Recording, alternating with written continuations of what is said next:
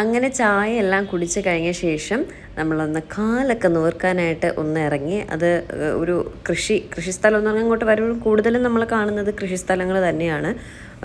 ഒരു സ്റ്റാർട്ടിങ് പോയിന്റിൽ നിന്നൊരു കുറേ ദൂരം വരെയും കൃഷിയാണ്. അപ്പോൾ അങ്ങനെ നിർത്തി എന്താണെന്ന് അറിയില്ല, ഒരു വലിയ ലീഫുമായിട്ട് എന്തോ ഒരു സാധനം നിൽപ്പുണ്ട്. പല പല കൃഷിയായിട്ട് കുറേ ഏക്കർ കണക്കിന് അങ്ങ് ഏറ്റവും മുതൽ രണ്ട് സൈഡിലും നിറയെ ഉണ്ട് കേട്ടോ. അപ്പം നമുക്കൊന്ന് വണ്ടി പാർക്ക് ചെയ്യാൻ പറ്റിയ സ്ഥലത്തൊന്ന് ഇറങ്ങി കാലെല്ലാം നിവർത്ത് വീഡിയോ എല്ലാം എടുക്കാമെന്ന് കരുതി. അതിൻ്റെ ഇപ്പുറ സൈഡിൽ ഒരു കുഞ്ഞ് ലീഫായിട്ട് നമ്മുടെ മല്ലി ഇല കണക്ക് നിൽപ്പുണ്ട്. അതെന്താണെന്ന് എനിക്ക് മനസ്സിലായില്ല. അതിലെന്തോ ഒരു കാ പോലെ ഉണ്ട് കേട്ടോ. അതിനെ പൊട്ടിച്ചു നോക്കിയപ്പോൾ ആദ്യം ഒരെണ്ണം പൊട്ടിച്ചപ്പോൾ ഒന്നും ഉണ്ടായിരുന്നില്ല. വേറൊരെണ്ണം പൊട്ടിച്ചപ്പോൾ നമ്മുടെ കടല പോലെ നിൽപ്പുണ്ട്. ഇനി കടലെങ്ങാനും ആണോ എന്ന് അറിയില്ല. ഇതെന്താണ് സംഭവം എന്ന് അറിയാമെന്നുള്ളവരുണ്ടെങ്കിൽ ഒന്ന് കമൻറ്റ് ചെയ്യുക. അതുപോലെ ഈ ഇപ്പുറ സൈഡിൽ നിൽക്കുന്ന ലീഫും എന്താണെന്ന് അറിയത്തില്ല. ക്യാബേജൊന്നും അല്ല, ഇനി റൂട്ടാണോ മറ്റേ ബീട്രൂട്ട് പോലെ അങ്ങനെ എന്തെങ്കിലും ആണോ എന്താണെന്ന് അറിയില്ല. ഫ്ലവറൊക്കെ വന്ന് നിൽപ്പുണ്ട്, പക്ഷെ എന്താണ് സംഭവം എന്ന് അറിയില്ല. ഇത് രണ്ടും എന്താണെന്ന് അറിയുന്നുള്ളവരുണ്ടെങ്കിൽ കമൻറ്റ് ചെയ്യുക. പ്രത്യേകിച്ച് മണം ഒന്നുമില്ല ഈ രണ്ട് സാധനങ്ങൾക്കും ഇല്ല. നിറയെ കൃഷിയുണ്ട് രണ്ട് സൈഡിലായിട്ട്, ഇതും അതും ഒക്കെ നിറയെ ഉണ്ട്. ഏട്ടൻ കുളിക്കുന്ന ശബ്ദമാണ് നിങ്ങളെ കേൾക്കുന്നത് കേട്ടോ ബാക്ക്ഗ്രൗണ്ടിൽ. അത്രയും ബഹളത്തിലാണ് ഏട്ടൻ കുളിക്കുന്നത്. അപ്പം നമ്മുടെ വീട്ടിലായാലും ഏട്ടൻ കുളിച്ചുകൊണ്ടിരിക്കുകയാണെങ്കിൽ എനിക്ക് താഴെ ഇരുന്ന് വോയിസ് ചെയ്യാൻ പറ്റത്തില്ല, അത്രയ്ക്ക് ബഹളമായിരിക്കും.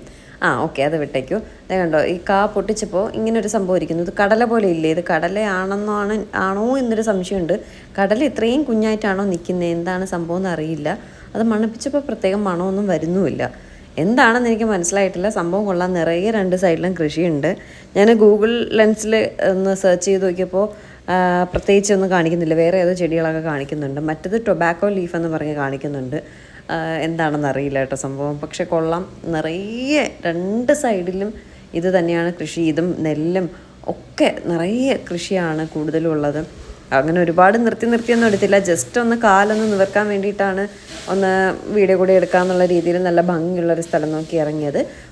സുഖം ഉറക്കം കേട്ടോ. വിളിച്ചപ്പോൾ വരുന്നില്ല, ഉറക്കമല്ല എണീറ്റു. പക്ഷെ അവൾ ഉറക്കത്തിൻ്റെ ഒരു ക്ഷീണം ഉള്ളതുകൊണ്ട് അവൾ വന്നില്ല കേട്ടോ. വേദയ്ക്ക് വേറെ ഒരു കുഴപ്പമില്ല, അവൾ ഹാപ്പിയാണ്. യാത്ര ചെയ്യുമ്പോൾ ഒക്കെ വേറെ പരിപാടികളൊന്നും പ്രത്യേകിച്ച് ഇല്ലാത്തത് കൊണ്ട് കിടന്നങ്ങനെ ഉറങ്ങുന്നതിൻ്റെ ക്ഷീണമാണ് നിങ്ങൾ പല വീഡിയോകളിലായിട്ട് കാണുന്നത്. അങ്ങനെ നമ്മൾ കുറേ ദൂരം പിന്നെ എങ്ങും ഇറങ്ങിയില്ല കേട്ടോ. നമ്മൾ ഹൈദരാബാദ് ചെന്നിട്ട് തന്നെയാണ് ഇറങ്ങിയത്. ഹൈദരാബാദ് നിന്ന് നമ്മൾ ഒരു 9 മണിയൊക്കെ ആയപ്പോൾ എത്തി. പിന്നെ ഏട്ടൻ പറഞ്ഞു 10 മണിയുടെയൊക്കെ ഡ്രൈവ് ചെയ്യായിരുന്നു. പിന്നെ ഏട്ടൻ ക്ഷീണിച്ചു തോന്നുന്നു, എന്തായാലും ഹൈദരാബാദിൽ റൂം എടുക്കാം എന്നിട്ട് നമുക്ക് പോകാമെന്ന് കരുതി. നമ്മൾ റൂം എടുത്തെടുത്തല്ല പോകുന്നത്, മീൻസ് ഓൾറെഡി ബുക്ക് ചെയ്തിട്ടല്ല പോകുന്നത്. പോകുന്ന വഴിക്ക് നമുക്ക് എവിടെയാണോ കംഫർട്ടബിൾ എന്ന് തോന്നുന്നത്, അതായത് മാക്സിമം എത്രത്തോളം ഓടാൻ പറ്റുമോ അത്രത്തോളം ഓടും. ഏട്ടന് ഡ്രൈവ് ചെയ്യുന്നതിൽ ബുദ്ധിമുട്ടൊന്നുമില്ല. എന്നിട്ട് എവിടെയാണോ നമുക്ക് സ്റ്റോപ്പ് ചെയ്യാൻ തോന്നുന്നത് അവിടെ റൂം എടുക്കാം എന്നുള്ളൊരു പ്ലാനിങ്ങിലാണ് പോകുന്നത്. അതുകൊണ്ട് നമ്മൾ ഓൾറെഡി ബുക്ക് ചെയ്തിട്ടില്ല, ഒരു സ്ഥലങ്ങളിലും ബുക്ക് ചെയ്തിട്ടില്ല. ഡൽഹിയിൽ മാത്രമാണ് ഞങ്ങൾ റൂം എടുത്തിട്ടുള്ളത്. ആഗ്രയിൽ UP-യിൽ ഏട്ടൻ്റെ ഒരു ഫ്രണ്ടുണ്ട്, UP-യിൽ റൂം ഓക്കെയാണ്. ആഗ്രയിലൊന്നും റൂം എടുത്തിട്ടില്ല. കാരണം നമ്മൾ എപ്പോഴാണ് എത്തുന്നത്, ഏതാണ് ക്ലൈമറ്റിൻ്റെ വ്യത്യാസം കൊണ്ട് ഡ്രൈവ് ചെയ്യാൻ എത്രത്തോളം പറ്റുമൊന്നും അറിയത്തില്ല. അതുകൊണ്ട് ആഗ്രയിലൊന്നും റൂം എടുത്തിട്ടില്ല. ഒരു പ്ലാനിങ്ങിൽ അങ്ങനെ പോവാണ്. നമ്മൾ വീണ്ടും പെട്രോളെല്ലാം അടിച്ചു, ഫുൾ ടാങ്കാണ് അടിച്ചത്. ഇവിടെ എല്ലാ സ്ഥലങ്ങളിലും 108 റേറ്റ്. തെലങ്കാന സ്റ്റേറ്റിൽ കയറിയിട്ട് അടിക്കാൻ നോക്കിയപ്പോൾ തെലങ്കാന എത്തിയില്ല കേട്ടോ. പിന്നെ ഫുൾ അടിച്ചിട്ട് പോകാൻ നേരി അങ്ങനെ പോയി നല്ല ഇരുട്ടി കേട്ടോ. 8 മണിയൊക്കെ ആയി. അപ്പോൾ ഫുഡും നമ്മളെവിടെ ഹൈദരാബാദിൽ എത്തിയ ശേഷം ഫുഡ് കഴിക്കാമെന്ന് കരുതി. വേദയ്ക്ക് ഹൈദരാബാദി ബിരിയാണി വേണമെന്ന് പറഞ്ഞതുകൊണ്ട് റൂം എടുക്കുന്ന സ്ഥലത്തുനിന്ന് ഫുഡ് കഴിക്കാമെന്ന് കരുതി. എന്തായാലും ഒരു 9 മണിയൊക്കെ ആകുമ്പോൾ നമ്മൾ ഉറപ്പായിട്ടും ഹൈദരാബാദ് എത്തും. കുറച്ചുകൂടെ ഒന്ന് ചവിട്ടി പിടിച്ചിരുന്നെങ്കിൽ നേരത്തെ എത്തിയാൽ. നമ്മൾ ഈ ബാംഗ്ലൂർ ഹൊസൂർ റോഡ് ഒന്ന് ഡൈവേർട്ടായിപ്പോയി. NH44 നേരെ വന്നാൽ മതി. അപ്പോൾ മാപ്പ് വേറൊരു റൂട്ട് കാണിച്ചു. ആ പട്ടിക്കാട്ടിൽ കൂടെ കയറി വന്നു. കുറേ സമയം നമ്മൾ വളരെ മോശം റോഡായിരുന്നു. പക്ഷെ ഒരുപാട് ഗ്രാമ കാഴ്ചകളെല്ലാം കണ്ടു. നല്ല ഫുഡ്, ഗ്രാമത്തിൻ്റെതായ രീതിയിലുള്ള ഫുഡ്, ബ്രേക്ക്ഫാസ്റ്റ് ഒക്കെ കഴിക്കാൻ പറ്റി. അങ്ങനെയൊക്കെ കുറച്ച് കാര്യങ്ങൾ നടന്നതുകൊണ്ട് കുറച്ചൊന്ന് ലേറ്റായി. എങ്കിലും നമ്മൾ 9 മണിക്ക് എത്തും. എന്നിട്ട് ഹൈദരാബാദ് ടൗൺ ടച്ച് ചെയ്യാണ്ട് ഇവിടെ ഒരു നെഹ്റു റിംഗ് റോഡ് എന്ന് പറഞ്ഞിട്ടൊരു റോഡുണ്ട് കേട്ടോ. ആ റോഡിൽ കയറി എൻ്റെ മക്കളെ, ഇതുപോലൊരു റോഡ് വേറെ എവിടെയെങ്കിലും ഉണ്ടോ എന്ന് ചോദിച്ചാൽ എനിക്കറിയത്തില്ല, ഞാൻ പോയിട്ടില്ലാത്തുണ്ടെങ്കിൽ. ഞാൻ കണ്ടതിൽ വെച്ച് ഇത്രയും നല്ല റോഡ് വേറെയില്ല. ഞങ്ങൾ റാമോജിയിൽ വന്നപ്പോഴും ഈ റോഡ് കയറിയിട്ടാണ് വന്നത്. ഈ റോഡിൽ കയറി പിന്നെ തിരിച്ചിറങ്ങുന്ന കാര്യം കുറച്ച് ബുദ്ധിമുട്ടാണ്. കാരണം ഒരു പെട്രോളൊക്കെ അടിച്ചിട്ട് വേണം റോഡിൽ കയറാനായിട്ട്. കുറേ ദൂരം അങ്ങനെ ആ റോഡ് പോവുകയും ചെയ്യും. പിന്നെ ഏതെങ്കിലും നമുക്ക് ഡൈവേർട്ട് ചെയ്ത് പോകണമെങ്കിൽ അവിടെ അവർ എക്സിറ്റ് നമ്പർ കൊടുത്തിട്ടുണ്ടാവും. ലെഫ്റ്റ് സൈഡ് ചേർത്ത് പിടിച്ച് പോവുക. ആ എക്സിറ്റ് വഴി റൗണ്ട് അടിച്ച് താഴേക്ക് നമ്മൾ സിറ്റിയിലേക്ക് ടൗണിലേക്ക് ഇറങ്ങാം. അല്ലാതെ ഈ റോഡ് കുറേ ദൂരം അങ്ങ് പോവും. വേറെ എങ്ങും നമുക്ക് കട്ട് ചെയ്ത് ഇറങ്ങാൻ പറ്റത്തില്ല. വേറെ ഏതെങ്കിലും ഹൈവേയിലേക്ക് ഡൈവേർട്ട് ചെയ്ത് കയറാൻ മാത്രമേ പറ്റത്തുള്ളൂ. അത്രയ്ക്ക് നല്ല 4 വരി പാത കേട്ടോ. 4 ലൈനായിട്ടുള്ള ഒരു സൈഡിൽ തന്നെ 4 ഇതായിട്ടാണ് പോകുന്നത്. ഈ വീഡിയോയിൽ എത്ര ക്ലിയർ ആവണോ എത്ര ക്ലാരിറ്റി ഉണ്ടെന്ന് അറിയത്തില്ല. നെഹ്റു റിംഗ് റോഡ് എന്നാണ് പറയുന്നത്. ഈ റോഡ് കയറിയാലും നമുക്ക് ഹൈദരാബാദ് ടൗൺ ടച്ച് ചെയ്യേണ്ട, കുറച്ച് ദൂരം കൂടുതലാണ്. പക്ഷേ ഹൈദരാബാദ് ടൗണിൽ കിടന്ന് നമ്മൾ 3-4 മണിക്കൂർ കളയുന്നതിലും ഭേദം ഈ റോഡ് കയറി ഒന്ന് കണ്ണുടച്ചൊരു അരമണിക്കൂർ കൊണ്ട് ടോട്ടൽ നമുക്കൊരു 66 കിലോമീറ്റർ ഉണ്ടായിരുന്നു കേട്ടോ. ഈ റോഡിൽ നിന്ന് നമുക്ക് നമ്മുടെ ആഗ്രയിലേക്ക് പോകുന്ന റൂട്ടിലേക്ക് കയറാനായിട്ട് 66 കിലോമീറ്റർ ഉണ്ടായിരുന്നു. ഒരു അരമണിക്കൂർ പോലും വേണ്ടി, 1/4 മണിക്കൂർ അത്രേ വേണ്ടി വന്നുള്ളൂ നമുക്ക് ആ റോഡിൽ നിന്ന് ടൗണിലേക്ക് ഇറങ്ങാനായിട്ട്. ഹൈദരാബാദിൻ്റെ സിറ്റിയുടെ അപ്പുറ സൈഡിലായിട്ട് നമ്മൾ ചെന്നിറങ്ങും ഈ റോഡ് കയറിയാൽ. എന്തായാലും അതിൻ്റെയൊക്കെ ഭംഗി എന്ന് പറയുന്നത് ഭീകര ഭംഗിയാണ്. അതുപോലെ ഹൈദരാബാദ് സിറ്റി ഇതുവഴി പോകുമ്പോൾ നമുക്ക് കാണാൻ പറ്റും കേട്ടോ. എന്ത് രസമാണെന്നറിയോ. പക്ഷേ അത് ക്യാമറയിൽ എത്രത്തോളം ഭംഗിക്ക് കിട്ടി എന്നുള്ളത് എനിക്കറിയത്തില്ല. ഇതുപോലെ ബോർഡ് വെച്ചിട്ടുണ്ടാവും, ആ ഹൈവേയിലേക്ക് ഇറങ്ങുന്നതിൻ്റെ എക്സിറ്റ് നമ്പറും കൊടുത്തിട്ടുണ്ടാവും. എന്നിട്ട് ലെഫ്റ്റ് സൈഡ് ചേർന്ന് സർവീസ് റോഡ് കയറിയാൽ ഈ റോഡ് നമുക്ക് പുറത്തിറങ്ങാൻ പറ്റത്തുള്ളൂ. ഞങ്ങൾ റാമോജിയിൽ പോയ സമയം ഈ റോഡിൽ കയറി കുറേ സമയം ഏത് വഴി ഇറങ്ങണമെന്ന് ഞങ്ങൾക്ക് അറിയില്ല. ഫസ്റ്റ് ടൈം അല്ലായിരുന്നോ. പിന്നീട് കുറേ എവിടെ എക്സിറ്റ് ഉള്ളതൊന്നും നമുക്ക് അറിയില്ലായിരുന്നു. പിന്നെ കുറേ കറങ്ങിയ ശേഷമാണ് എക്സിറ്റ് ഇങ്ങനെ ഉണ്ട് എന്നൊക്കെ ഉള്ളത് മനസ്സിലായത്. ഇതാണ് മക്കളെ ഹൈദരാബാദ് സിറ്റി. അതിൻ്റെ ഒരു പോർഷനാണ് ഇത്. അതുവഴിയാണ് നമ്മൾ പോകുന്നത്. പക്ഷേ ഇത് ടൗൺ ടച്ച് ചെയ്തല്ല പോകുന്നത്. എങ്കിലും എന്തു ഭംഗിയാണെന്നറിയോ. ഈ നൈറ്റ് കാണാനുള്ള, നമ്മൾ ഈ പകൽ വന്നിരുന്നെങ്കിൽ ഭംഗി ഉണ്ടാവില്ല.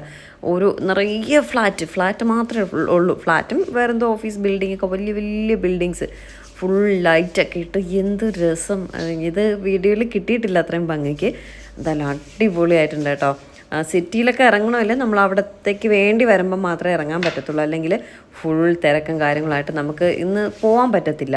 ഞങ്ങളൊരു 9 മണിയായപ്പോൾ ഈ റോഡ് ഇറങ്ങി നമുക്ക് പോവേണ്ട ആ ഒരു ഹൈവേയിലേക്ക് ചെന്ന് കയറിയായിരുന്നേ. മീൻസ് ഹൈദരാബാദിൻ്റെ സിറ്റിയുടെ അപ്പുറ സൈഡിലായിട്ട് ചെന്ന് ഇറങ്ങിയിട്ടുണ്ടായിരുന്നു. മിർച്ചി എന്ന് എന്തോ പറഞ്ഞൊരു സ്ഥലത്താണ് നമ്മൾ ചെന്ന് ഇറങ്ങിയിട്ടുണ്ടായിരുന്നു കേട്ടോ. ഈ റോഡിൻ്റെ ഭംഗി എടുത്തിട്ടും എനിക്ക് കൊതി തീരുന്നില്ല. അത്രയ്ക്ക് ഭംഗിയുണ്ട്. അങ്ങനെ ഒരു 66 കിലോമീറ്ററോളം പോയപ്പോൾ ഞങ്ങൾക്ക് ഞങ്ങളുടെ എക്സിറ്റിൻ്റെ സ്ഥലമായി. അങ്ങനെ ഞങ്ങൾ ലെഫ്റ്റ് ചേർന്ന് വന്നു. എക്സിറ്റ് നമ്പർ 6 ആയിരുന്നു. നാഗ്പൂർ റോഡാണ് നമുക്ക് പോവേണ്ടത്. ആ ലെഫ്റ്റ് ചേർന്ന് വന്നു. ആ എക്സിറ്റ് വഴി നമ്മൾ പുറത്ത് സിറ്റിയിലേക്ക് ഇറങ്ങി, റോഡിൽ നിന്ന് ഇറങ്ങി കേട്ടോ. ഈ റോഡ് ട്രിവാൻഡ്രത്ത് നിന്ന് നമ്മുടെ ഡൽഹി വരെ ഉണ്ടായിരുന്നെങ്കിൽ നമ്മൾ ഒരു 1.5 ദിവസം കൊണ്ട് ഓടി എത്തിയാണ്. അത്രയ്ക്ക് സൂപ്പർ സ്പീഡെന്ന് പറഞ്ഞാൽ ജെറ്റ് പോലെയാണ് ഓരോ വണ്ടികളും പോകുന്നത്. വേറെ തടസ്സങ്ങളൊന്നുമില്ല കേട്ടോ. റോഡും കിടിലം എന്ന് പറഞ്ഞാൽ കിടിലം റോഡ്. പിന്നെ ട്രക്സ് നിറയെ ട്രക്ക് കാര്യങ്ങൾ പോകുന്നുണ്ട്. അവർക്കൊക്കെ അത് തന്നെ പോകാൻ എളുപ്പം. അപ്പോൾ അതേ നമ്മുടെ ഈ ലെഫ്റ്റ് സൈഡ് വഴി നമ്മളിങ്ങനെ ഇറങ്ങി നമ്മുടെ സിറ്റിയിൽ അവിടേക്ക് അങ്ങ് പോവുകയാണേ. അങ്ങനെ ഞങ്ങൾ ആ റോഡ് കട്ട് ചെയ്ത് ഇറങ്ങിയിട്ടുണ്ട്. ഈ റോഡ് കട്ട് ചെയ്യുമ്പോഴും കുറേ റൗണ്ട് അടിച്ച് കുറേ സർക്കിളൊക്കെ ഉണ്ട് കേട്ടോ. അത് കഴിഞ്ഞാണ് ഇറങ്ങുന്നത്. എന്നിട്ട് സിറ്റിയിൽ വന്നപ്പോൾ അത്യാവശ്യം നല്ലൊരു ഹോട്ടൽ കണ്ട് ഞങ്ങൾ അങ്ങനെ അവിടെ റൂം അവൈലബിൾ ആണോ എന്ന് നോക്കി.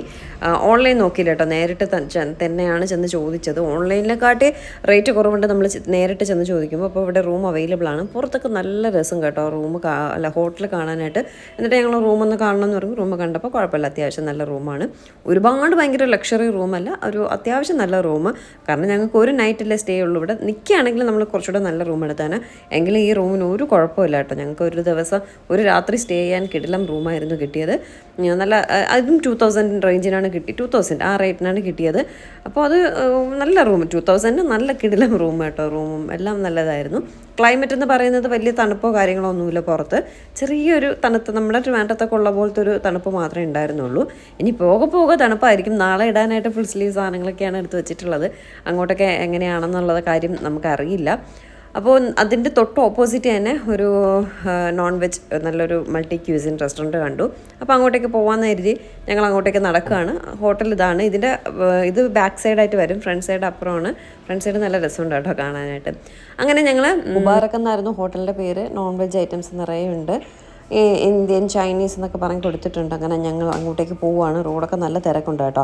നമുക്ക് ഈ റോഡ് വഴി തന്നെയാണ് ഇനി നെക്സ്റ്റ് ഡേ ജേണി, മീൻസ് ഇന്നത്തെ രാവിലത്തെ ജേണി സ്റ്റാർട്ട് ചെയ്യേണ്ടതും ഈ റോഡ് വഴി തന്നെയാണ്. അപ്പോൾ അങ്ങനെ നമ്മൾ പോകുന്ന വഴിക്ക് സൈഡിലുള്ള ഹോട്ടലുകളാണ് നോക്കിയിട്ട് പോകുന്നത്.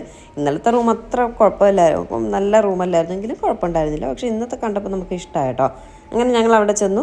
എന്തായാലും ദം ബിരിയാണി വാങ്ങാനല്ലേ പോയത്, ഹൈദരാബാദി ദം ബിരിയാണി. ഏട്ടൻ നാനും പറഞ്ഞു.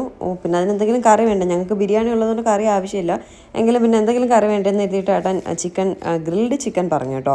ഹാഫാണ് പറഞ്ഞത്, എന്നിട്ടും വന്നപ്പോൾ അതിൽ 3-4 പീസ് ഉണ്ടായിരുന്നു. ഇങ്ങോട്ടൊക്കെ എല്ലാം നല്ല ക്വാണ്ടിറ്റിയിൽ കൊടുക്കും എന്നുള്ളത് വലിയൊരു പ്രത്യേകതയാണ് കേട്ടോ. നമ്മളവിടെ നിന്ന് ഗ്രില്ലൊന്നും ഹാഫ് ഇത്രയൊന്നും കൊടുക്കുമെന്ന് എനിക്കറിയത്തില്ല. ഒരു 4 പീസ് വരും, നല്ല വലിയ പീസ് വരും. പിന്നെ അത് തീർക്കണ്ടേന്ന് കരുതിയിട്ട് ഞാനും വേദയും ഏട്ടനും കൂടെ ആയിട്ട് കഴിച്ചു. സൂപ്പർ ചിക്കൻ ഗ്രില്ലായിരുന്നു കേട്ടോ. ഞാൻ ഇത്രയും ടേസ്റ്റുള്ള ഒരു ചിക്കൻ ഗ്രില്ല് കഴിച്ചിട്ടില്ല. അതിൻ്റെ കൂട്ടത്തിൽ ഫ്രൂട്ട് സാലഡും സവോളയും കാര്യങ്ങളൊക്കെ ഉണ്ടായിരുന്നു. അടിപൊളി ഗ്രില്ലായിരുന്നു. പുറമേയൊക്കെ ഭയങ്കര, ആ മസാലയൊക്കെ ഭയങ്കര ടേസ്റ്റ് ആയിരുന്നു കേട്ടോ. എനിക്ക് ഒരുപാട് ഇഷ്ടമായി. പക്ഷേ നമ്മൾ ദം ബിരിയാണി പറഞ്ഞിരിക്കുന്നതുകൊണ്ട് ഇത് കഴിക്കാൻ തോന്നിയില്ല. ആക്ച്വലി എൻ്റെ വയറ് ഫുള്ളായിരുന്നു. വൈകുന്നേരം വാങ്ങിയ ചായ വേദ കുടിച്ചിട്ടുണ്ടായിരുന്നില്ല. വേദയുടെ ചായ കൂടെ ഞാൻ കുടിച്ചു.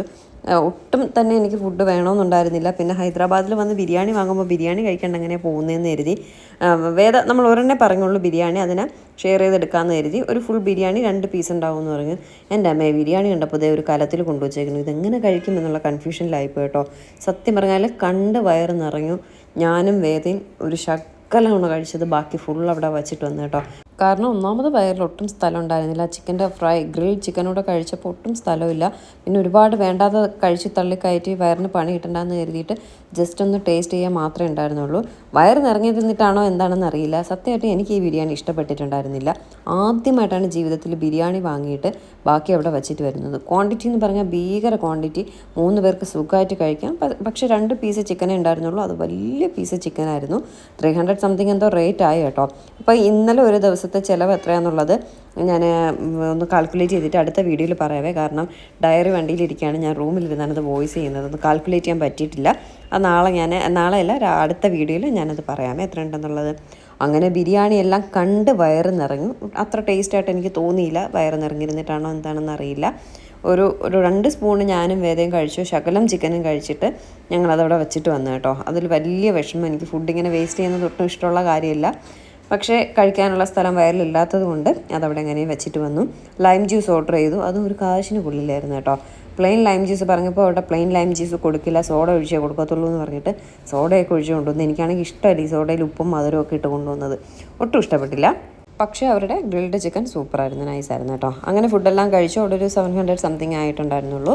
അതെല്ലാം പേ ചെയ്ത ശേഷം ഞങ്ങൾ നേരെ റൂമിലേക്ക് പോയി. റൂമിൽ ചെന്നൊന്ന് ഫ്രഷ് ആയിട്ടൊക്കെയാണ് ഞങ്ങൾ കിടന്നത്. കഴിഞ്ഞ ദിവസം ഫ്രഷ് ഒന്നും ആവാനുണ്ടായിരുന്നില്ല, അത്രയും ടയേർഡായിട്ടാണ് പോയത്.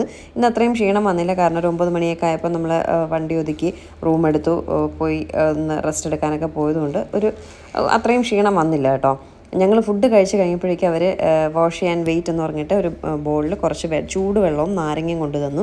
കാരണം ഓയിലൊക്കെ കയ്യിൽ നിറയെ ഉള്ളതുകൊണ്ട് നാരങ്ങ സ്മെല്ല് മാറാനും ആ ഓയിലിൻ്റെ ഒരു ഇത് ചൂടുവെള്ളത്തിൽ നമ്മളിങ്ങനെ കൈ കഴുകുമ്പോൾ ഓയിലിൻ്റെ ഇത് പോകും കേട്ടോ. അതുകൊണ്ട് ഒരു ചൂടുവെള്ളവും കുറച്ച് നാരങ്ങയും കൊണ്ടുവന്നു. അതിൽ കൈ കഴുകിയ ശേഷമാണ് ഞങ്ങൾ ഹാൻഡ് വാഷ് ചെയ്തത്. ആ ഒരു സെറ്റപ്പ് എനിക്ക് ഭയങ്കരമായിട്ട് ഇഷ്ടപ്പെട്ടു കേട്ടോ. ഞാനിതിപ്പോൾ ആദ്യമായിട്ടാണ് ഞാനിങ്ങനെ കാണുന്നത്. അങ്ങനെ കൈയെല്ലാം വാഷ് ചെയ്ത ശേഷം ഞങ്ങളൊന്ന് തൊട്ടടുത്തുള്ളൊരു മാർജിൻ ഫ്രീയിൽ കയറിയായിരുന്നു. ടൂത്ത് പേസ്റ്റ് ആയിട്ട് സെൻസോഡൈനാണ് യൂസ് ചെയ്യുന്നത് കേട്ടോ. സെൻസോഡൈൻ നമ്മൾ കൊണ്ടുവന്നിട്ടുണ്ടായിരുന്നില്ല, മറന്നുപോയി. അങ്ങനെ അത് വാങ്ങാനായിട്ട് കയറി. അപ്പോൾ സമയം ഉണ്ടായിരുന്നു, അതുകൊണ്ടാണ് എല്ലാം കയറി പേസ്റ്റ് എല്ലാം വാങ്ങിയിട്ട് നേരെ റൂമിൽ പോയി. ഞാൻ പറഞ്ഞില്ലേ, റൂമിൽ പോയി ഫ്രഷായി എല്ലാം കിടന്നു സുഖമായിട്ട് ഉറങ്ങിയ ശേഷം രാവിലെ ഇതേ നമ്മൾ വീണ്ടും ജേണി സ്റ്റാർട്ട് ചെയ്യുകയാണ്. അപ്പോൾ അടുത്ത വീഡിയോ പുറകെ വരുന്നതായിരിക്കും. എല്ലാവരും പറ്റുന്ന രീതിയിൽ കണ്ട് മാക്സിമം സപ്പോർട്ട് ചെയ്യുക. കുറച്ച് ദിവസം ഇനി നമ്മുടെ യാത്രാ വീഡിയോസ് ആയിരിക്കും കൂടുതലും വരുന്നത്. അപ്പോൾ നമ്മുടെ ഇന്നത്തെ ഡേ 3യുടെ വീഡിയോ പുറകെ വരുന്നതായിരിക്കും. നമ്മളിപ്പോൾ യാത്ര സ്റ്റാർട്ട് ചെയ്തിട്ടുണ്ട്. രാവിലെ 6 മണിക്ക് തന്നെ വേദയെല്ലാം രാവിലെ എണീറ്റു. ഒരു ബുദ്ധിമുട്ടും ഇല്ലാണ്ട് എണീറ്റ് ഞങ്ങൾ ജേണി സ്റ്റാർട്ട് ചെയ്തിട്ടുണ്ട്. ഇനിയുള്ള വിശേഷം പോകുന്നതും ബ്രേക്ക്ഫാസ്റ്റ് കഴിക്കുന്നത് വരെയുള്ള വീഡിയോ നമുക്കിനി കാണാവേ അടുത്ത വീഡിയോയിൽ.